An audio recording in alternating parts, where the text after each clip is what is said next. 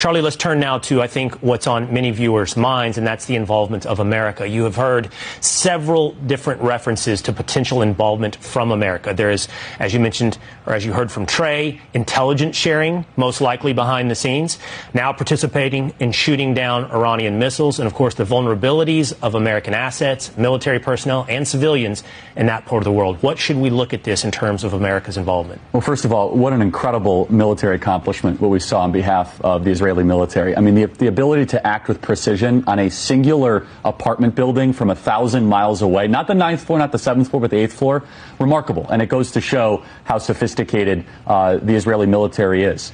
I will say from a political standpoint here, I think overwhelmingly Americans stand with Israel. The question is, do they support America getting offensively involved in this war? And I can say definitively, especially with younger Trump supporters, the answer is no. They want to have Israel fight Israel's war, to stand with Israel, intelligence sharing, defensive measures, totally defensible, and I think is legitimate because over 100,000 Americans, as Trey said, are in Israel.